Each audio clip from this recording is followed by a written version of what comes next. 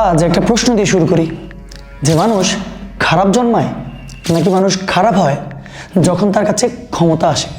এই প্রশ্নটির উত্তর লুকিয়ে আছে ম্যারিনা আব্রামোভিচের একটি এক্সপেরিমেন্টে।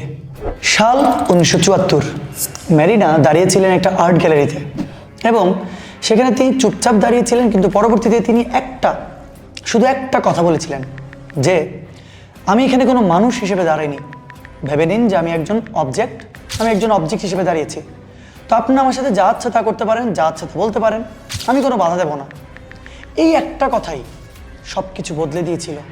শুরুতে মানুষ ছিল শান্ত, কেউ হাসলো, কেউ নিরীহ আচরণ করলো, কিন্তু সময়ের সাথে সাথে একটা জিনিস একদম স্পষ্ট হয়ে গেল। যখন মানুষ বুঝে যায় যে কোনো কনসিকুয়েন্সেস নেই, তখন নৈতিকতা ধীরে ধীরে হারিয়ে যেতে শুরু করলো।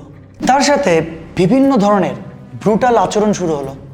অনেকগুলো শার্প অবজেক্ট রাখা ছিল সামনে, সেই শার্প অবজেক্টগুলো দ্বারা এক একজন এক এক ধরনের ব্রুটালিটি শুরু করলো। আর তখনই আসলে বোঝা যাচ্ছিল যে ক্ষমতার ভয়ঙ্কর দিকটা কি। কারণ ক্ষমতার সবচেয়ে ভয়ঙ্কর দিকটা হলো ক্ষমতা নিজে খারাপ না, কিন্তু ক্ষমতা মানুষকে বলে দেয় যে তোমাকে কেউ থামাবে না।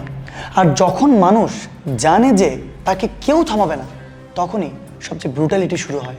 আর এই এক্সপেরিমেন্টটা আসলে কোনো আর্ট ছিল না, এটাই ছিল মানুষের আয়না। আর আমরা প্রায় বলি যে আমরা যদি ক্ষমতা থাকতাম তাহলে আমরা ভালোই করতাম, কিন্তু ইতিহাস, সমাজ আর এই এক্সপেরিমেন্ট বলে যে ক্ষমতা আমাদেরকে ভালো করে না, ক্ষমতা আমাদের নিজেদের আয়না আসলে আমাদেরকে দেখায়, এবং ক্ষমতা অ্যাকচুয়ালি মানুষকে এক্সপোজ করে। ক্ষমতা সবাইকে খারাপ করে না, কিন্তু অনেক সময় ক্ষমতা পেলে অনেকে মানুষকেই মানুষ মনে করে না। আর এই এক্সপেরিমেন্টের একদম শক্ত মুহূর্তটা আসে সবার শেষে। ম্যারিনা নড়াচড়া করেন। এই ব্রুটাল অবস্থায় তিনি সবার দিকে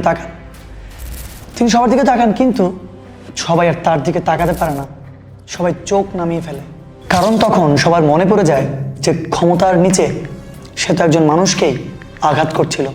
এই এক্সপেরিমেন্ট আমাদেরকে একটা ব্রুটাল রিয়েলিটি শেখায় যে সবাইকে একটা নির্দিষ্ট সীমার মধ্যে থাকাটা অনেক বেশি জরুরি। কারণ যেখানে সীমা নেই সেখানে মানবিকতা বেশি দিন টেকে না। সবাইকে সীমার মধ্যে থাকাটা অনেক বেশি জরুরি।